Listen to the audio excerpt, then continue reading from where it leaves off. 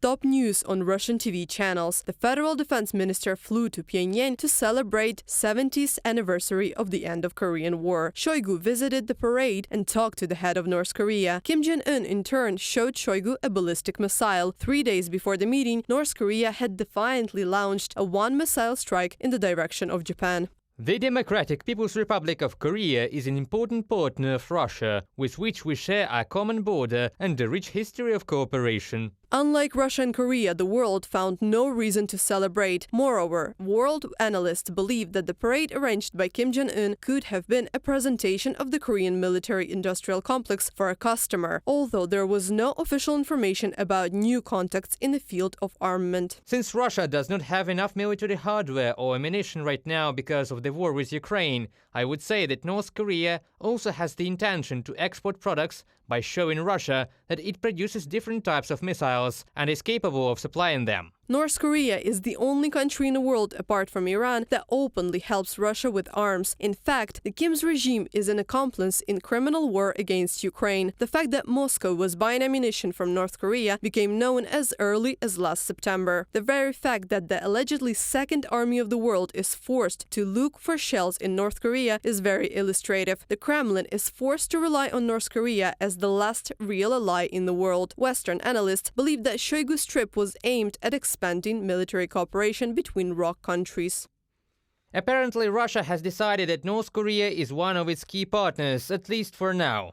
I suppose Kim Jong-un could provide Moscow with more ammunition and also send volunteers to Russia, just as the Chinese did when they sent volunteers to North Korea during the Korean War, which, by the way, is being commemorated today. Richard Weitz, director of the Center for Political Military Analysis at the Hudson Institute in Washington, in a commentary for Voice of America. But Ukrainian experts believe that even if North Korea provides assistance to Russia, it will be symbolic. The fact is that one of the pillars of the North Korean regime is the myth of an imminent war with the imperialists. The Kim regime has been preparing for it since its foundation, and that is why the North Korean military forces have to be on alert all the time. North Korean weapons are a much bigger problem for Japan, South Korea, and the USA than for Ukraine. Therefore, both Turkey and Seoul have become more active in this direction in order to somehow involve the main ally, the key guarantor of security, the United States, in solving this issue. But the question of how to restrain cooperation between North Korea and Russia is not on the agenda, at least for now, because this support will be insignificant and, in fact, it will not change the current situation in any way. South Korea, Japan, and the United States hold trilateral meetings at a political level, develop cooperation in the military-industrial complex, and conduct joint military exercises. Diplomats also point to Pyongyang's threat to support Russia's criminal war against Ukraine.